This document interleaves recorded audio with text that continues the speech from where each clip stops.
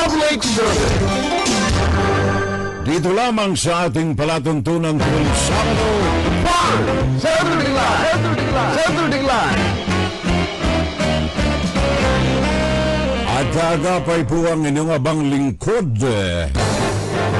Pakinggan si Ferrell Salvo tuwing Sabado dito sa FGS Web Radio para sa mga Pilipino. Ang second hour, ang ating ikalawang bahagi ng ating Fun Saturday Live. Seryosong usapan sa ating Inside, Puro-Puro, Opinion, Fun Saturday Live. Dahil sa ikalawang bahagi tayo, mga kababayan kong minamahal, mga kababayan kong nasa aking puso, malayo man tayo sa ating pisikal na kinalalagyan, ang ating puso, ang ating damdamin ay nandiyan nakalagak sa ating lupang tinubuan. The evils of political dynasties. Ito ay napapanahong usapan ngayon sapagat nasa ikalamang araw na tayo ngayon ng filing of the COC, Certificate of Candidacy, at ito ay magtatagal hanggang 8, kung ako'y hindi nagkakamali, 8 araw na binuksan ng Commission on Elections. Nakasisipayo lamang na may mga nakikita tayo riyan na mga pamilya na dati ay mataas ang aking pananaw, mataas ang aking respeto. Ngayon ay kaagapay na rin, kasama na rin sa mga trapo. Trapo. In the literal meaning, trapo, basahan. Pangkiskis ng mga dumi sa sahig. Sa mga muebles natin, sa mga kagamitan, kung saan man, trapo. Traditional politician. Angkop na katawagan sa mga tao na ito, especially yung mga nabibilang sa mga political dynasties. Ngayon, parang irreversible na hindi na pwedeng baguhin I don't know kung anong magagawa ng ating mga retired military and policemen sa tinatawag nating 6 na sumasalungat sa korupsyon at dynastiya sa politika sa bansa. Mahirap salungatin kung titingnan nating maigi ang mga pangalang nagbabandera. Mga Duterte, mga Marcoses, mga Teves. Oh, by the way, dito lamang sa tatlo na ito meron silang common identity. Pagkakasangkot sa mga criminalities and corruption. Ito lamang na tatlong ito muna. Duterte, Marcos, Teves. Corruption and criminalities. Namumukadkad ang kanilang mga pangalan. This is on top of the label political dynasties. Ngayon, tingnan natin maigi muna. In a nutshell, ano ba talaga, bakit tayo nang gagalaiti? Kapag ang taguring political dynasty ay nasa sa tuktok ng isipan natin, especially sa larangan ng politika sa bansa. Hindi tayo siguro magagalit dito kung ang kaakibat ng political dynasty na pangalan na ito ay progreso. Kung ang kaakibat nito ay kaunlaran, pagtampisaw sa rangya ng ating mga kababayan. Unfortunately though, ang political dynasty ay kaakibat ng mga terminolohiyang limited human development, bad governance, violence and criminalities, poor business climates, worsen poverty of the Filipino people. Hindi ho akin ang mga terminolohiya na yan, mga kababayan ko. Yan ay terminolohiya sa mga research studies na ginawa sa political dynasties diyan sa Pilipinas. Sa Tagalog, ang masamang epekto ng political dynasties, ang kawalan ng pag-unlad sa lugar na kanilang kinasasakupan. If it is the president, the entire country. If it is a congressman, the district that he belongs to. If it is a governor, the province that he leads. Kawalan ng pag-unlad. Masamang pamamahala. Mga pulis ko yan, mga sundalo ko yan. Tukhang tayo. Palusutin yan sa Green Lane. Masamang pamamahala. And of course, criminalities, murders, etc., etc. Tingnan ninyo. Barayuga case. Philippine Charity Sweepstakes Office under Garma.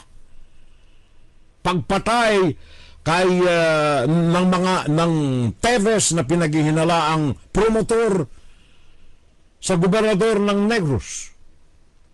At napakaraming iba pang karumal-dumal na krimen. Pagdagsa ng 3 milyon na mga miyembro ng PLA sa Pilipinas. Epekto rin ito sa negosyo. Favored few. Kaya nakita naman ninyo kay Duterte na andyan ang kanyang mga paboritong mga Chinese na mayagpag. Kaya yung mga maliliit na mga negosyanteng Pilipino, wala kayong pag-asa. Yun ang epekto pahirap sa mga lehitimong mga negosyante. And of course, in totality, summing up all of these, ang epekto sa taong bayan ng kahirapan. Isa-isahin natin, mga kababayan ko, ang mga bagay na nabanggit ko. As I've said, yung mga terminolohiyang yan ay hindi akin. Limited human development, bad governance, criminalities and violence, poor business climate, worsening poverty condition of the Filipino people. Lahat ng yan, base sa mga dokumento, research studies dyan sa political dynasty sa Pilipinas. Now, tingnan natin maigi, paring Ed Tolosa. Tingnan natin maigi, kumbaga, balikan muna natin sa kaisipan natin, bakit pa tayo nagkaroon ng mga political dynasty sa bansa?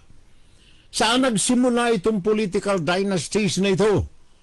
Looking back, tingnan natin ang mga nakalipas bayan kong minamahal. Ito ang pamana sa atin ng mga Kastila. Mantakin mo ba naman na mahigit 300 taong ka namang kinubkob ng Kastila? Kaya yung kanilang mga senyora, senyor, donya, na mga halimbawa, yun ang nadala sa ating mga Pilipino at minana natin. Noong araw kasi, si Padre Pio, Padre, anong pangalan? Hindi Padre Pio. Padre, kung sinong padre nung araw, sa Naulumitangere, sinusunod natin. Nangangayupa pa tayo, halos lumuhod tayo sa pagharap sa kanila. Pag inutusan tayo, naandya ang kaagapay, ang power sa bakadsay dugong bughaw, Kastilaloy. Kaya si Pilipino, nahirate. Umusad ang mga panahon, nakintal sa isipan ng mga Pilipino, meron tayong boss na maputi, mapusyaw ang kanyang balat. So minana natin ito. Kumbaga yung aristocracy noong panahon na yan, naging sagabal sa pagunlad ng mga tunay na mga Pilipino. Nahirati tayo. Ang may kontrol ng hanabuhay nung araw, mga Kastilanoy. Kaya nakakagisnan ko na Nung ako'y lumalaki, ang mga kumpadre at mga kumadre ng aking nanay-tatay, mga Kastilanoy. Well, of course, may dugong Kastilanoy din ng aking great-grandfather.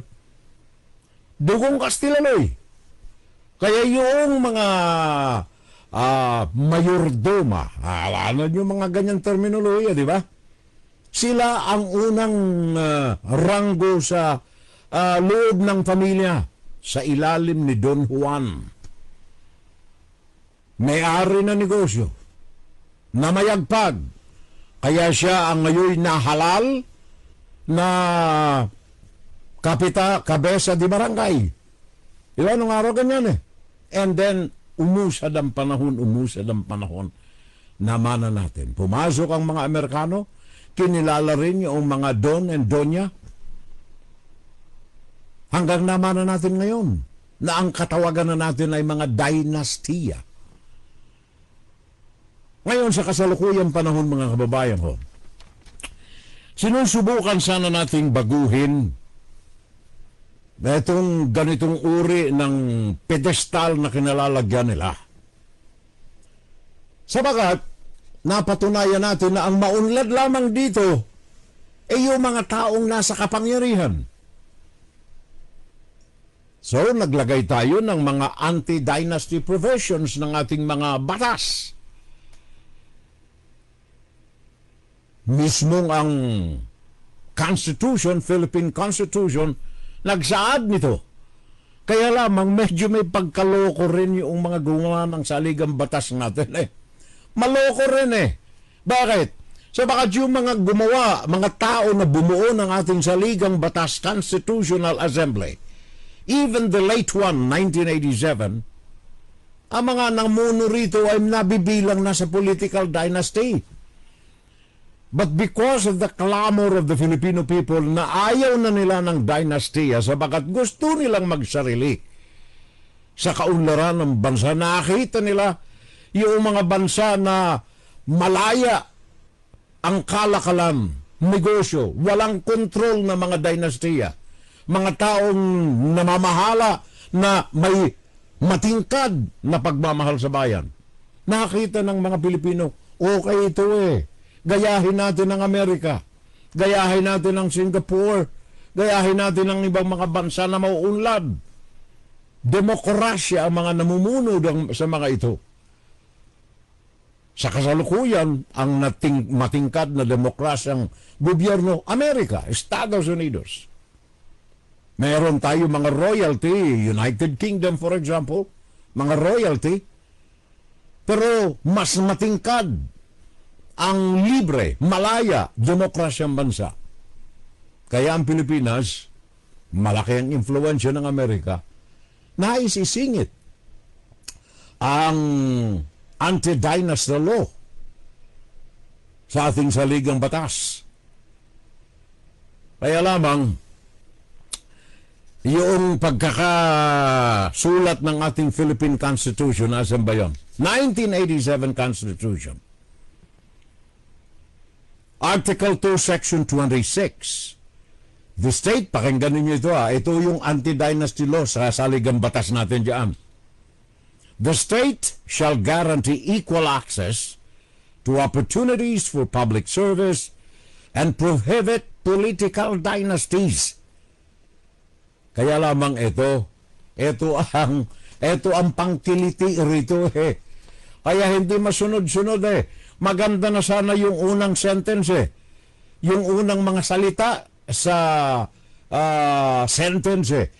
The state shall guarantee equal access to opportunities for public service and prohibit political dynasties. Kaya lamang hindi po definido eh. Bakit? Sabagat sabi rito, as may be defined by law.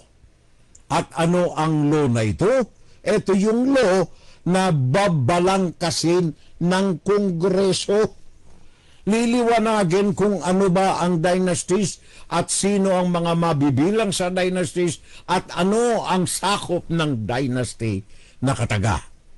As may be defined by law. Sino ang gagawa ng law? Congressmen and senators. Mamaya maninindig balahibo ninyo kung gaano kadami ang dynastiya sa ating Kongreso at saka sa Senado. Merong batas na nailusot. Ito Sangguniang Kabataan Reform Act of 2016. Kaya lamang ito hindi sakop yung national government Ang mga sinisingkawan nito yung mga lokal wala hong dynasty ang lokal eh. Tingnan ninyo. Sabi ko na nga kanina, ang isa sa ikinalungkot kong maigi, etong pamilya ni Vilma Santos. Ang batas natin sa dynasty, Philippine Law, Sangguniang Kabataan Reform Act of 2016. Anong sakop nito? Lokal. Tingnan ninyo itong pamilya ni Vilma Santos. Nagharap ng COC ito ngayon. Vilma Santos Recto for Governor. Luis Lucky Manzano, Vice Governor ni Vilma Santos. Ryan Christian Recto, anak ni Vilma Santos sa kanyang kasalukuyang asawa Ralph Recto. Representative 6th District of Batangas. Ang tatay, Ralph Recto, current Finance Secretary at dating senador. Walang local position dyan. Pinakamababa na yung congressman. Kaya, as for this example, nakita nyo walang epekto yung pagbabawal ng dynasty sa kabataang barangay. Wala eh. Walang epekto. Wa-epek. Kung baga ito'y panakip butas, pampagana lamang ng mga congressmen natin na nagpasa naman sila ng anti-dynasty law eh. Pero wala ho itong epekto sa regional or even national government. Wala eh. Sandamakmak na ng mga anti-dynasty laws ang isinalang sa Kongreso. Napakarami na. To give you an example, sandamakmak ng mga batas na ito. Anti-dynasty law. Teka. Ito. January 2011, Miriam Defensor Santiago nagharap ng Senate Bill 2649. Anti-dynasty law ito. Di ko na titingnan yung mga detalye. And then, several representatives noong 2013, bali 3 ito, nagharap ng mga bills, panukalang batas, anti-dynasty law, Bill 2649. Tapos another bill, the same year, 2013, nagharap ulit ng bill, pinagsama yung 3. House Bill 172, House Bill 837, House Bill 2911, pinagsanib ito at pinag-isa na lamang, another anti-dynasty law bill.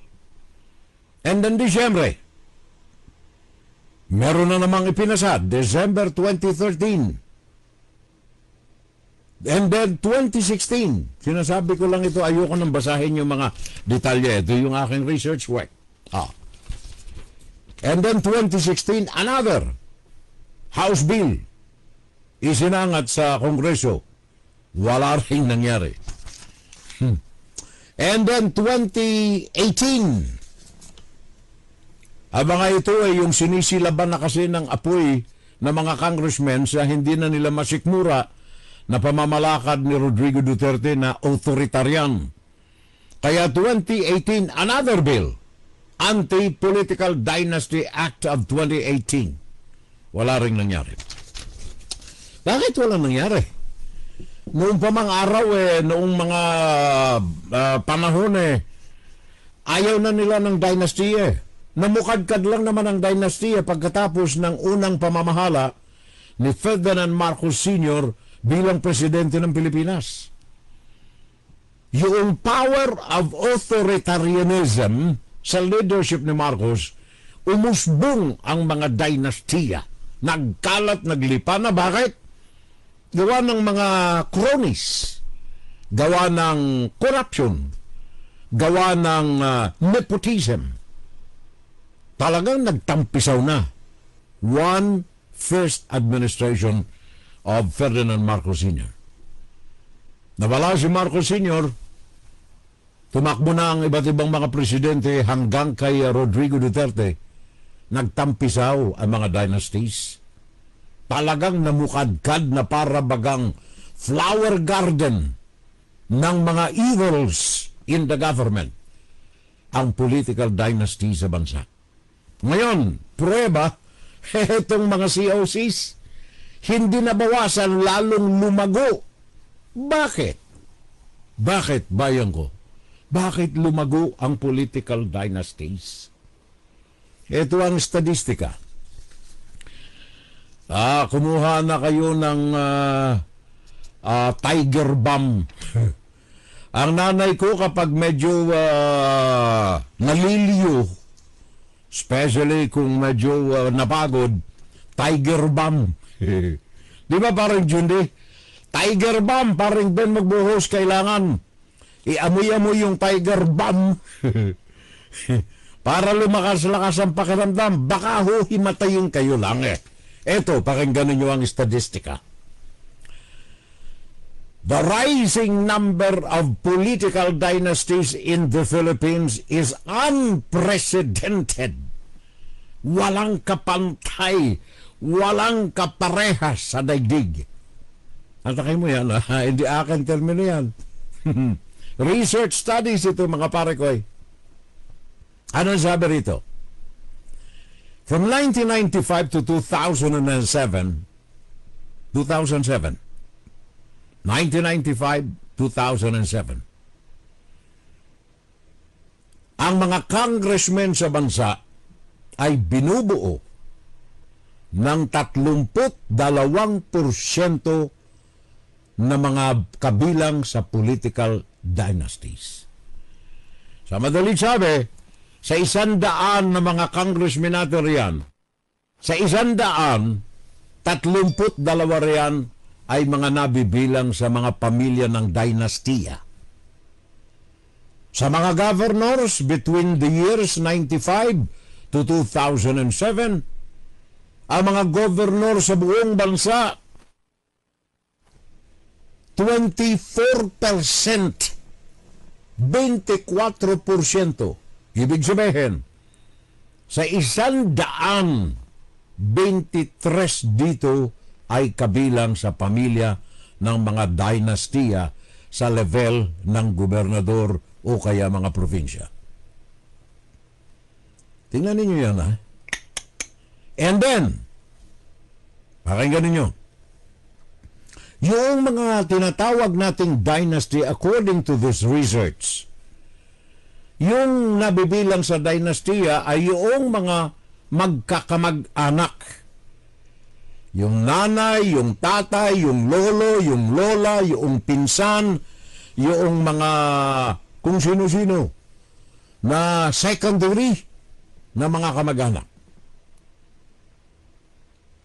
2007, 24% ng mga gobernador kabilang sa mga dinastiya. 2012, ayon dito sa research study pa rin na isinagawa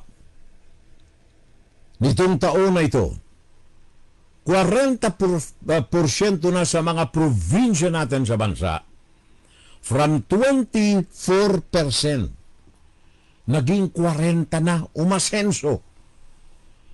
From 2007 to 2012, 5 taon na nakalipas lamang, yung 24 mga gobernador na nabibilang sa mga family dynasties, 24% nataasan ng grabe. Doble, naging 40% na. Sa madaling sabi, sa 100, 40 rito bilang ng family dynasties. 2012. Naragdagan pa ulit. Gawin natin 2014. Yan, 2012 ba? 40%. 2014, 2 years after, yung research study dito sa New York na ginawa riyan sa Pilipinas, from 60 to 70%. Mantakin mo yan. 60 to 70% ng mga nasa gobyerno, elected officials in the government, total elected positions in the government, 60 to 70% nabibilang sa political dynasties.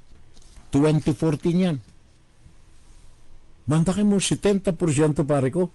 Sa madaling sabi, sa bawat 10 ng mga nanunungkulan sa gobyerno at that time, 2014, sa bawat 10, 7 riyan ay nabibilang sa mga political dynasties. 2014. Now, ito ngayon. Kasalukuyan ito Kasalukuyan ito. Bayang kong minamahal. Nakikita ninyo 8 days ng filing ng COC. Nakikita ninyo kung sino-sino. Kaya tulungan ninyo ako mga pare ko Ilista na ninyo sa inyong mga lugar sino diyan ang mga kilala ninyo na mga political dynasties na pamilya. Sa kasalukuyan, yung mga nasa kongreso natin, today, kasalukuyan, 2024. Sa kasalukuyan, ang mga nasa kongreso natin, and think of this, kaya walang nakalulusot na batas laban sa dynasties.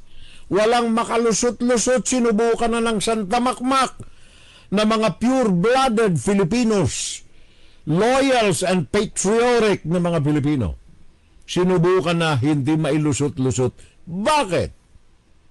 Ito ang katotohanan. Ngayon, ang ating kongreso, sa madalit sabi kasama na riyan ng mga senador at mga congressman, 70%, 70% ng mga congressmen at mga senador natin kabilang sa mga political dynasties. Sa madaling sabi, sa bawat 10 na mga senador at congressmen natin combined, sa bawat 10, 7 riyan ang nabibilang sa mga dynastiya sa bansa. Kaya paano kayo? Paano ninyo mailulusot yan? At kung titingnan ninyo ang age bracket nitong mga nasa dynastiya na ito riyan, bata pa. 77% ng mga nasa family dynasties na ito, ang edad nila 26. Kagagraduate lamang sa qualifications ng political leadership ng COMELEC. 26 anyos hanggang 40 anyos. Mantakay mo kung ilang termino ang congressman, 3 ulit. 3 ulit ang terminong ipinagkaloob sa Congress. Kung 26 anyos ka lang, 3 ulit kang mauupo riyan. Pagkatapos ng 3 termino, pwede kang kumuha muna ng ibang pwesto, kagaya kay Gloria Macapagal Arroyo, naging presidente. Yan, re-election na naman siya sa Congress. Ikalawang pagkakataon. So, palampasin mo muna yung isang termino. Saka ka uli bumalik. Sabagat bata ka pa.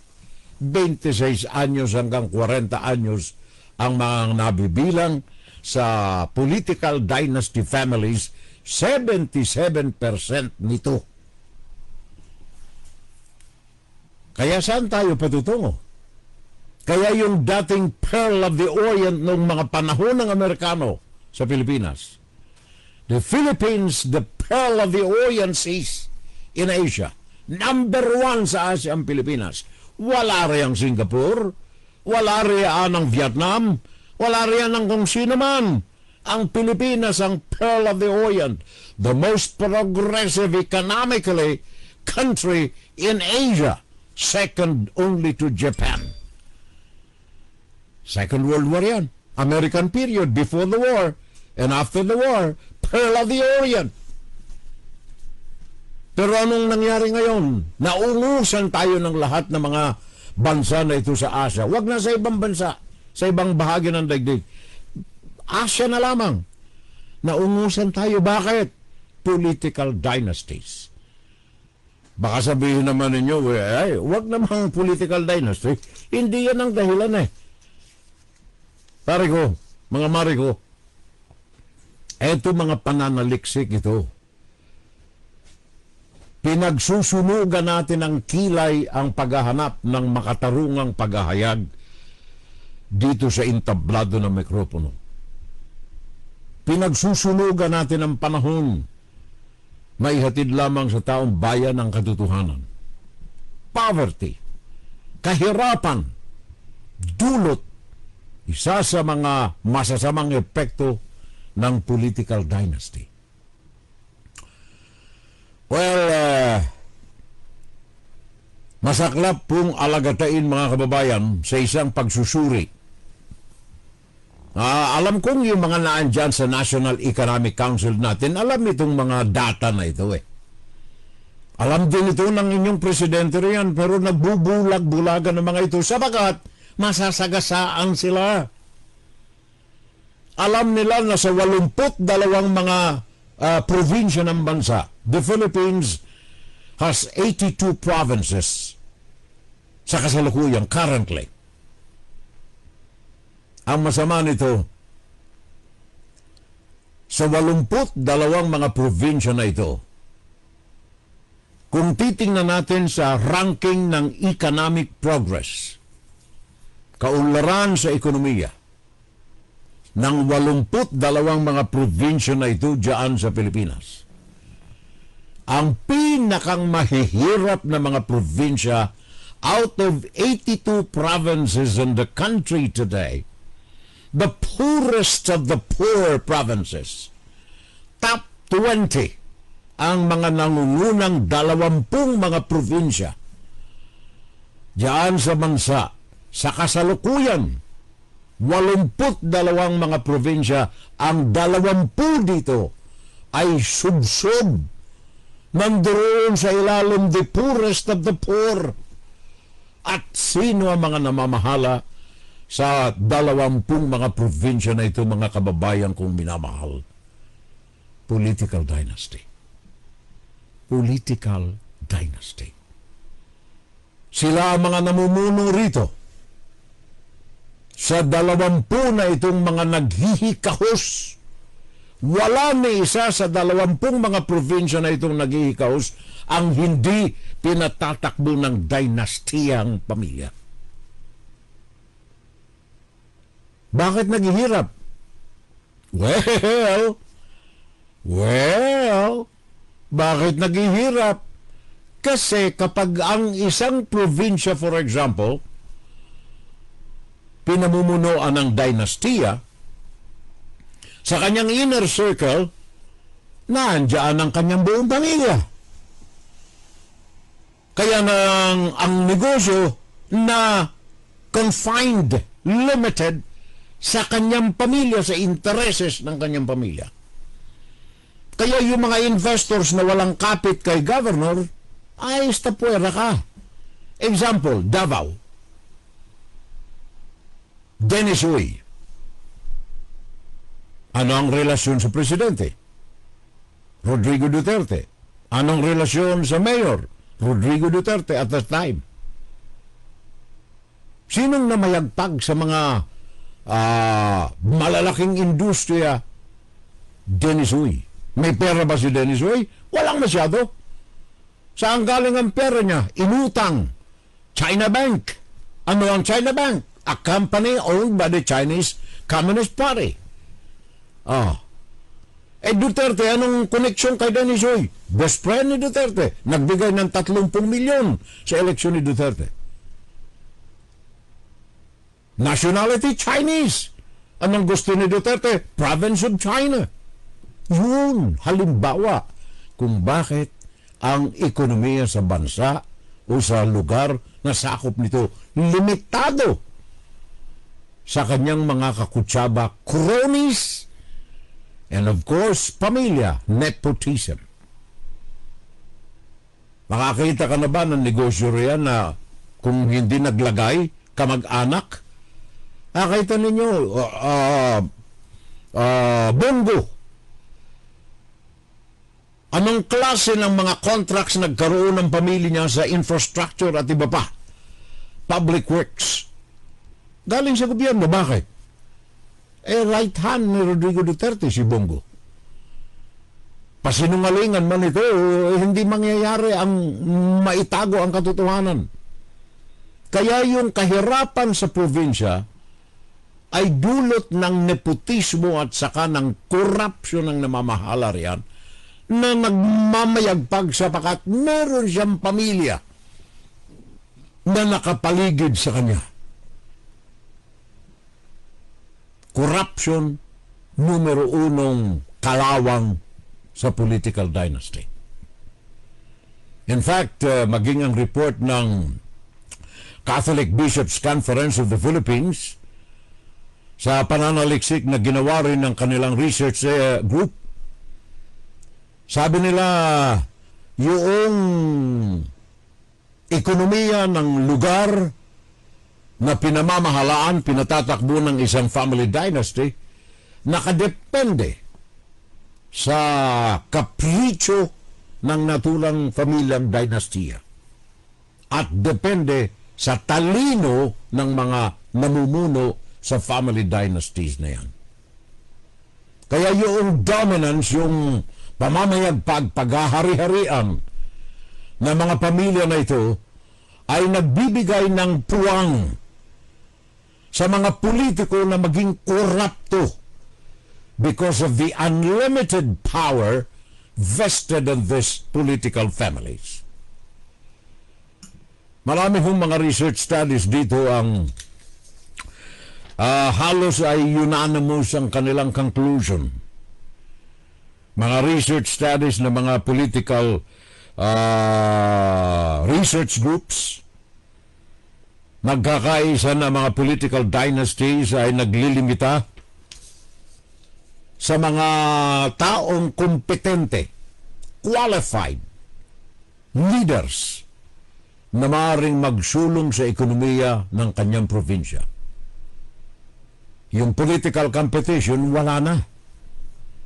Sabagat kapag ang political dynasty family ay nasa poder, sino man ang nais umusbong na gustong mamuno, kung hindi ka hahalik sa kanyang paa, wala kang pagkakataon na maibahagi ang iyong talino sa pag-unlad, pagdagdag ng ekonomiya, pag-ayos, pagbukas ng kaisipan ng taong bayan. Hindi ka pwede.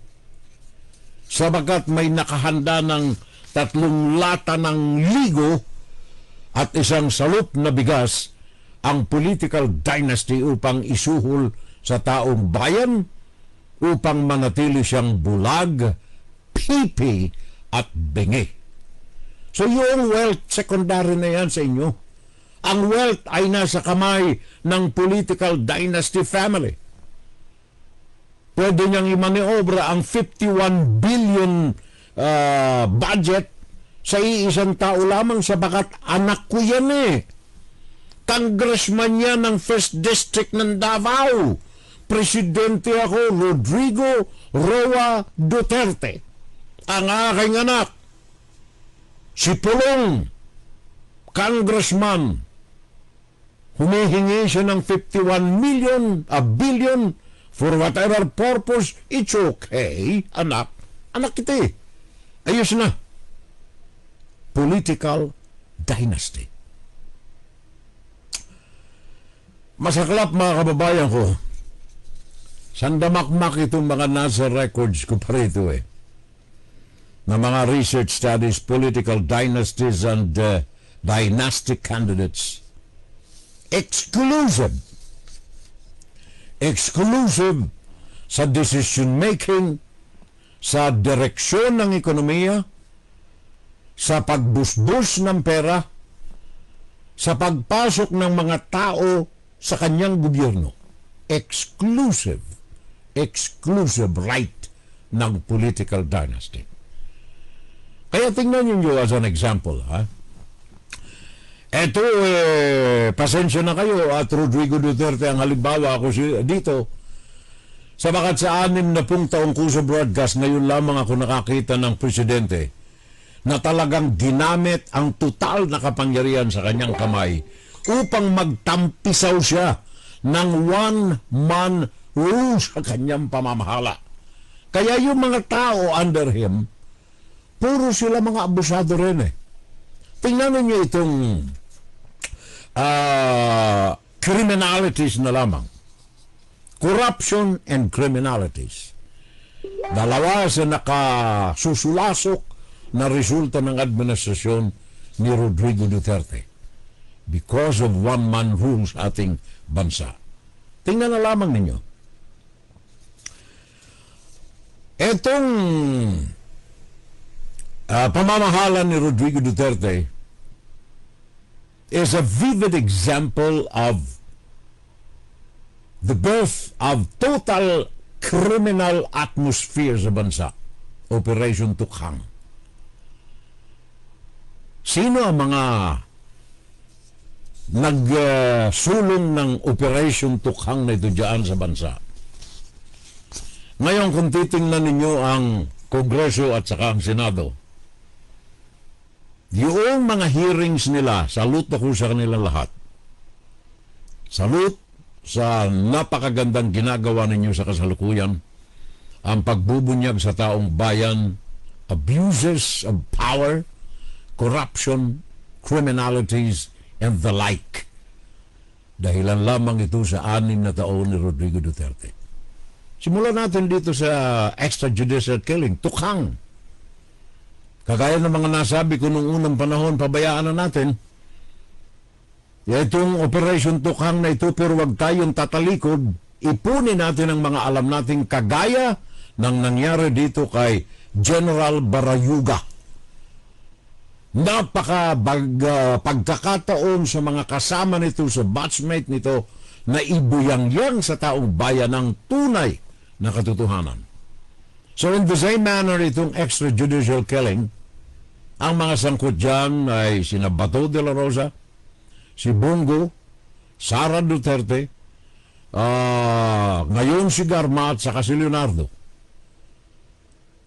Isalang ninyo, bigay ninyo sa International Criminal Court ang mga alam ninyo mga ebidensya. Patuloy sila nag-iimbestiga ngayon upang masiguro na ironclad ang kanilang mga kaso laban kay Rodrigo Duterte. So pabayaan natin, extrajudicial killing. Ikalawa, na resulta ng political dynasty sa bansa, example, Rodrigo Duterte administration. Yung triads na lamang. Ang paglaganap, pagkalat, pagbaha sa Pilipinas na mga Chinese triads na ito na naging bukas ang mga pintuan sa Pilipinas sa magitan ng Ilocos Consular Office at Davao Consular Office. Wag na yung Manila. Doon mas ligtas silang pumasok eh. Naandyan sa North, naandyan si Barba. Barba ba yun? Governor Mamba. Sa ibaba naman, naandyan ang pamilya ng Duterte. Libre, pasok, labas. 3,500,000 PLA, People's Liberation Army, pumasok sa bansa. At hindi lamang yan. Drug lords and triads. Kaya I urge you mga kababayan ko na panoorin nyo lagi. There are times, 16 hours, pinanood ko ng walang humpay yung hearing ng Quadcom, 16 na oras pinanood ko. Yung mga pahayag ng mga bagay-bagay na itinago ng matagal sa panahon, for example, one example, Barayuga case. Sino-sino ang mga nalantad ditong mga personalities at ano ang koneksyon kay Rodrigo Duterte? Mga number 1 personalities, General Wesley Barayuga ambush and killing. Number 1, ang kanyang paborito.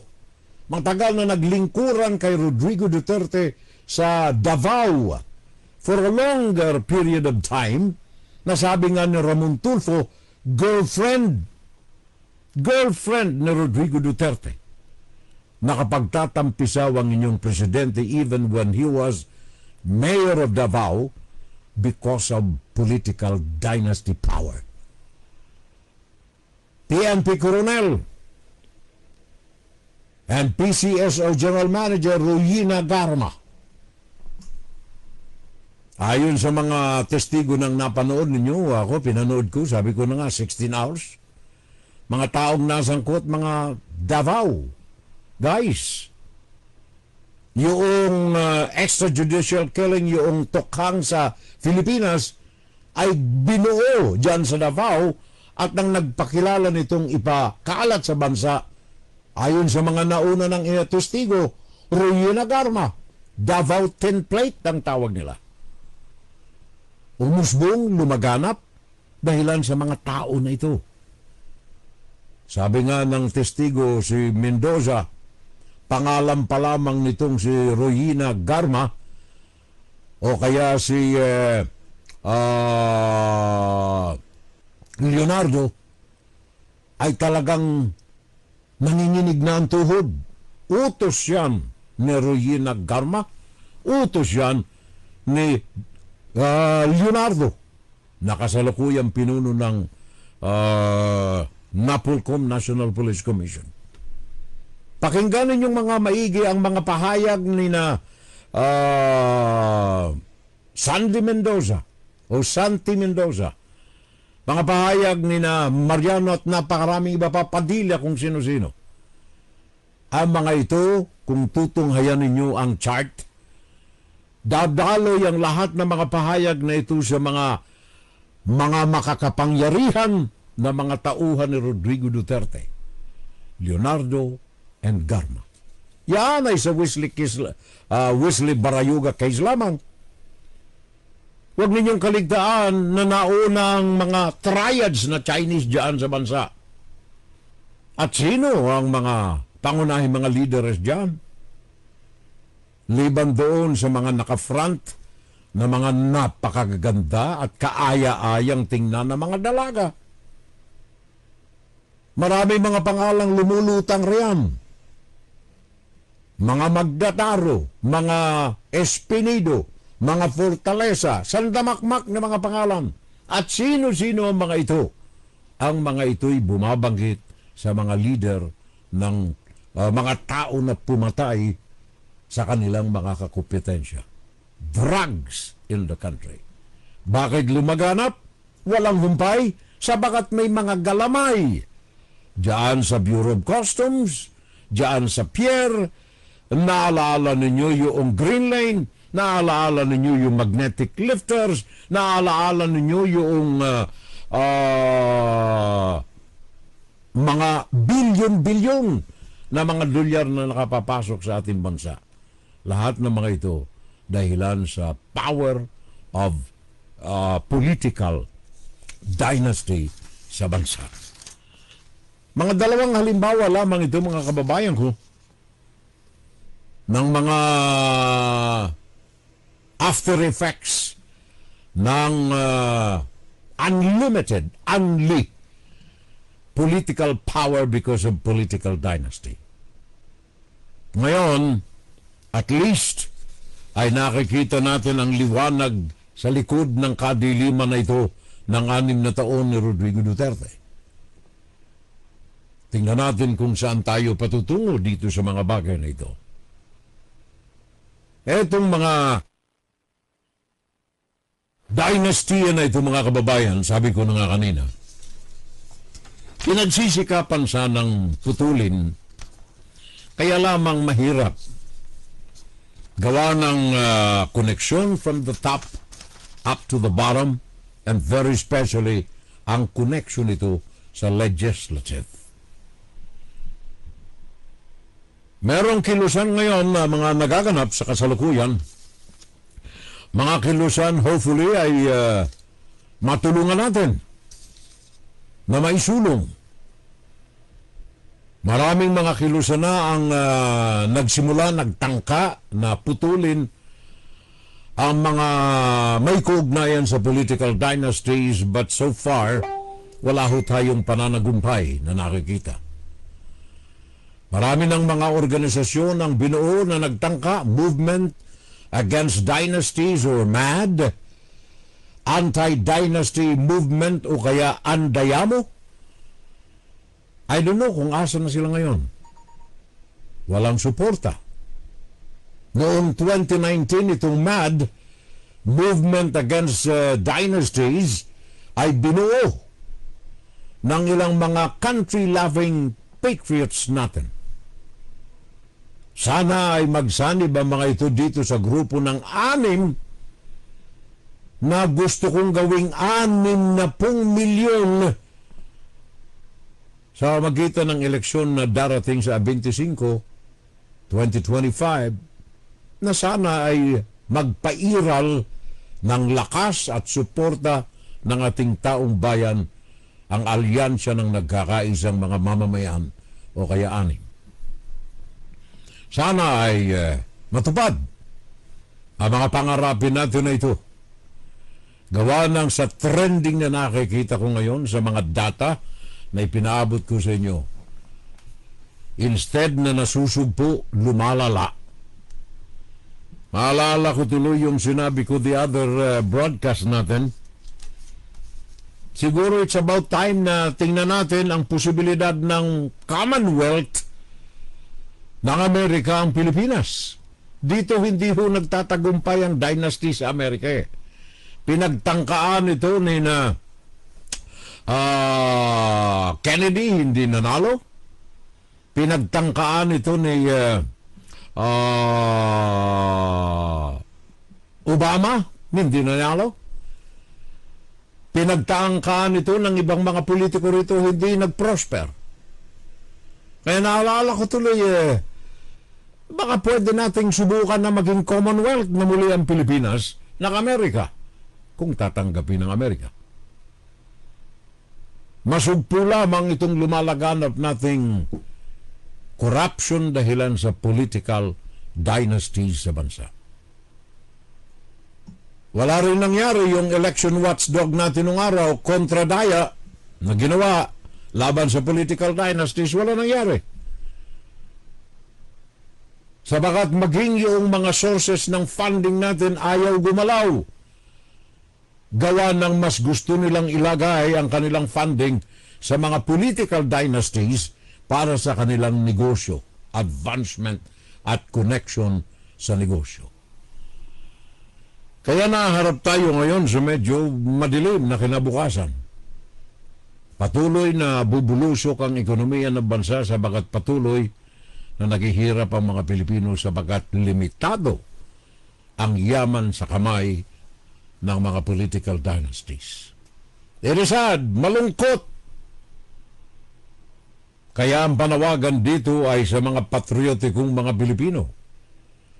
Unite and think for the future of the country. Inside, Guro-Guro, Opinion, and Saturday Live. Sana ho ay makagising ng kaluluwa sa mga pipi, mga bulag at mga bingi. Ating mga paghahayag na ito sa ating insights. Seryosong mga bagay sa mga Pilipino. Saturday Live! Saturday Live! Sana dumami pa ang mga may kaisipang kauri ko para sa bayan, for the people of the people and by the people of the Republic of the Philippines. Pakinggan si Ferrell Salvo tuwing Sabado dito sa FBS Web Radio para sa mga Pilipino. Puso ko sa bayan ko. Sabi ni Parang Jason Orho, the chain of command of EJK, Duterte, Bungo, Garma, Leonardo, PNP Scalawags. And then at the last line, the hitman. Raul Villanada, sana ang mga tunay na mga oposisyon is to fix the nation's problems starting from the roots